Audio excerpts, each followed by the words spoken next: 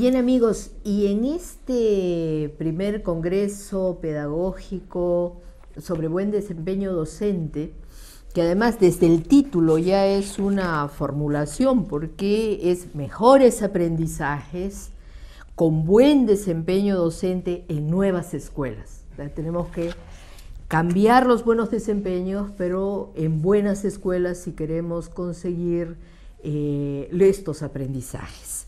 Bien, pero el evento tenía una masiva participación y trajo no solamente ponentes, sino que los ponentes suponían un trabajo anterior de investigaciones que se están haciendo sobre, por ejemplo, estas experiencias de acompañamiento docente que investiga en este momento Carmen Montero, o las investigaciones sobre qué opinan los estudiantes sobre su educación que hace Patricia Ames, y la investigación que está en curso todavía, pero que nos daba un avance, Ricardo Cuenca. Y Ricardo Cuenca, eso es lo que les vamos a presentar en este momento. Ricardo es investigador del Instituto de Estudios Peruanos y ha participado en esta mesa interinstitucional de buen desempeño docente.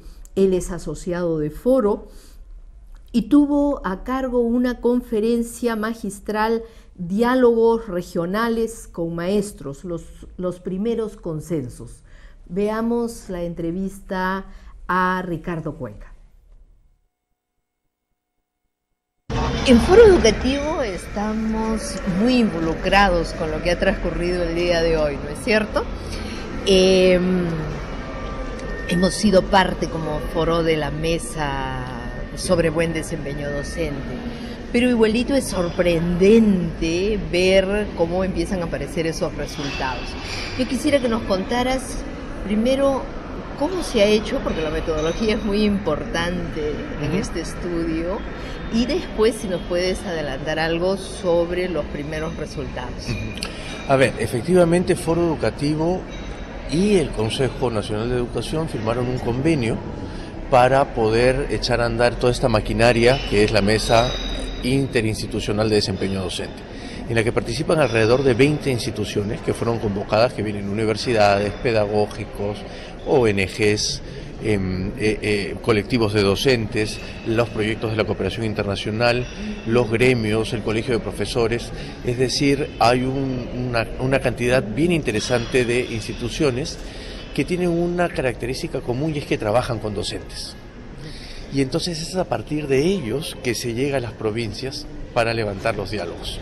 Pero al mismo tiempo, cuando me refería yo a que la metodología me parece muy interesante, es porque han comenzado, si queremos saber sobre los docentes, preguntándole a los docentes y preguntándole a los estudiantes. Exacto. ¿No es cierto? Entonces, exacto, cuéntanos sobre eso. A ver, sí. Lo que hicimos fue eso. La primera idea es, ya tenemos una revisión bibliográfica, ahora veamos qué es lo que los docentes opinan sobre lo que es su desempeño, su bueno y su mal desempeño. Para no preguntarlo tan directamente, armamos estos 3 ejes, que era que recuerden a su mejor y peor profesor y que expliquen por qué, que digan cuáles serían las mejores características que exigirían para el profesor de sus propios hijos o hijas, y luego que traten de pensar cuál es la práctica de la que ellos creen que sus alumnos se sienten más orgullosos de la práctica de ellos. Y esas preguntas las organizamos en estos ejes. Bueno, pero ha sido en varios departamentos. En varios, han sido hasta el momento de la presentación en 16 regiones, pero van 22 regiones, es decir, ojalá podamos completar todas las regiones. Son 16 regiones, son 36 diálogos y hasta el momento han participado 900 maestros. ¿Qué sale de esto? A ver, como mencioné ahora en la mañana, salen algunas cosas que creo refuerzan la idea de la identidad profesional de los docentes. Primero, que hay una tarea pedagógica y el docente es quien desempeña esa tarea pedagógica. No somos los psicólogos, no son los sociólogos ni los antropólogos, son los docentes. Y entonces hay que fortalecer esa idea de profesión docente. Lo segundo que sale de esto, como un buen desempeño, es que los docentes, para poder trabajar bien, necesitan de una práctica que hemos llamado relacional. necesitan saber comunicarse con el otro, comunicarse de la mejor manera, interactuar con el otro. Esto no es un trabajo solitario, no se trata de que yo vaya a me pare y hable. Hay mucho de emociones. Yo he estado en los diálogos, he participado y me sorprendía todo lo afectivo que sale. ¿Lo están ustedes encontrando en la investigación? Mucho. Hemos agrupado eso en características que complementan las características profesionales, cosa que es muy bueno por un lado, pero también muy riesgoso por el otro, ¿no? ¿Por qué? ¿Por qué? Porque eso puede inclusive sobrepasar las características profesionales que son las que también se necesitan. ¿A qué te refieres con características profesionales? Por ejemplo, a las características netamente de trabajo pedagógico, desde programación de aula hasta utilizar técnicas y herramientas que le permitan al docente poder generar estos aprendizajes en los alumnos dentro del aula. Participar, por ejemplo, del trabajo de la escuela como institución y no en las aulas como estancos. Y eso implica relacionarme con mis colegas, eso implica relacionarme con el director, eso implica relacionarme con la comunidad y los padres de familia. Entonces, esas características son fundamentales y son las que diferencian al profesional docente. Pero al mismo tiempo, en la relación con los colegas, en la relación con las autoridades de la misma escuela, con las familias, también hay cuestiones que se mueven en este campo relacional que es tan importante, porque si no cohesionas comunidad educativa, si hay conflictos, si hay enfrentamiento, ¿estas cosas empiezan a salir? Sin duda, empiezan a salir. Ahí hay un elemento importante que tiene que ver no con habilidades técnicas para relacionarte, sino con la vocación. Por ejemplo, ahí esta idea de interactuar con el otro se vuelve importante.